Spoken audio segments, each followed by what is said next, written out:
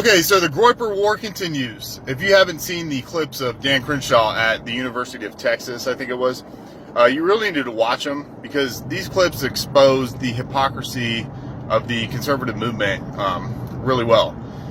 And so, Dan Crenshaw, in my opinion, he's sort of like the archetype neoconservative establishment cuck.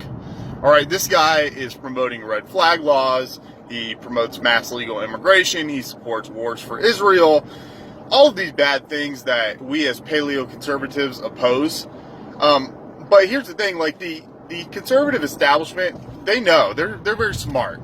They know that the vast majority of Republican voters are just these boomer types that are low IQ. They're not critical thinkers. They don't really look into the issues. They're very naive. And so all it takes is for this guy that's like a war veteran, which I'm a veteran myself, just FYI, I served in Afghanistan. But anyway, to have like this war veteran with an eye patch that has an R by his name, that's all it takes to trick the vast majority of boomers and low IQ Republicans into supporting this guy, even though he's bad on the majority of the issues. You know, they just see, oh, look at this guy with a cool eye patch. I'm voting for him. He's a Republican. So, you know, he's sort of like this archetype guy that is almost like a marketing ploy by the conservative establishment. But anyway, he was asked a question about demographics at the University of Texas. This kid, he said he wasn't satisfied with Charlie Kirk's answer, and so he asked Dan Crenshaw the same question, which is essentially, how can American liberties and the Constitution be upheld in the future if we keep allowing in vast numbers of non-white immigrants, because non-white immigrants overwhelmingly vote for the Democrat Party, and we know that the Democrats are against the Constitution. They're against the Second Amendment. They're against the First Amendment. So this was the gist of the question, and you know, Dan Crenshaw didn't have an answer for it. What he did was he pretty much accused this guy of being a white nationalist. He's like, oh, I know who you are.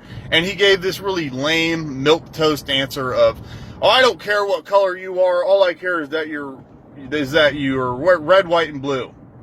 Now, here's the stupid thing about that. Yeah, I understand that conservatives don't want to play identity politics, right?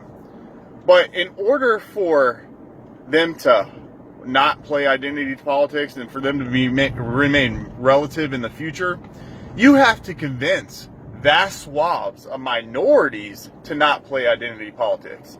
And that's not going to happen. You look at the vast majority of Ben Shapiro and Dan Crenshaw and all these, you know, establishment types, you look at the vast majority of their audience and it's like 95% white.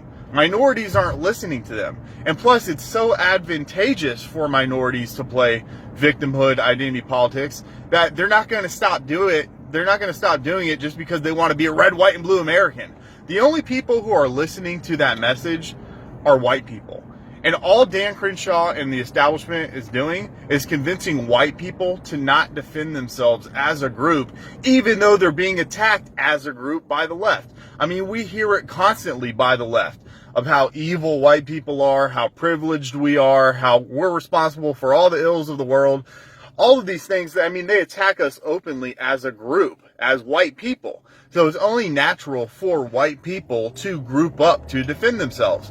Now, this doesn't mean that you're a white nationalist. This doesn't mean that you want the country to be 100% white. This doesn't mean that you don't like minorities, that you can't have friends that are minorities. This doesn't mean any of that. All it means is that you are teaming together, like all the other ethnic groups do, to stop the discrimination against you. But you see, even the slightest hint of that, even the slightest hint of white solidarity will get you disbarred and disowned and slandered by the conservative movement and the conservative establishment.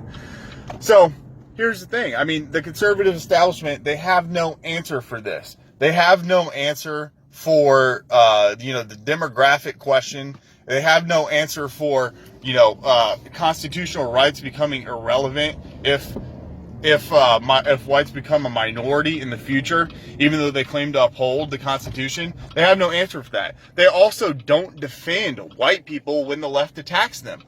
So, I mean, when was the last time you heard a Republican politician or a conservative pundit talking about the anti-white racism of the left? I never hear it.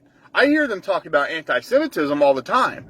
I hear them, attack Ilhan Omar viciously for simply stating that, maybe Israel has a little bit too much influence over U.S. foreign policy. Oh, well, they'll attack her as an anti-Semite, nonstop. But, all of the anti-white things that she said, all the anti-white things that Rashida Tlaib has said, all these anti-white things that AOC have said, the conservative establishment has nothing to say. There's no defense of white people, even though their base of supporters are white Christians. Not Jews, white Christians. So, this is a fundamental issue with the conservative movement. So anyway, that's that issue. Then you had another great question where if you don't have a chance to look at this guy's question, you really need to find time to look at this guy's question, because it was so well researched, so well articulated, and pointed out such a glaring hypocrisy that it was a major red pill for anyone that watched that clip with an open mind.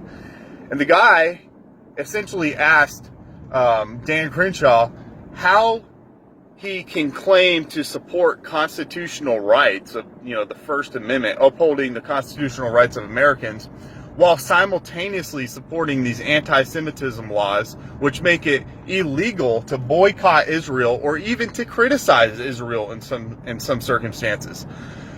The Anti-Semitism Awareness Act uses the IHRA definition of anti-Semitism. It's the International Holocaust Remembrance Alliance's definition of anti-Semitism. And in that definition, it pretty much makes any criticism of Israel or Jewish people or even a particular Jew, just one, classified as anti-Semitism. It says accusing Jews as a group of crimes that are real or imagined is anti-Semitism. So get that, real or imagined, even if it's something real that a Jewish group or Israel has done, if you criticize that, you're anti-Semitic.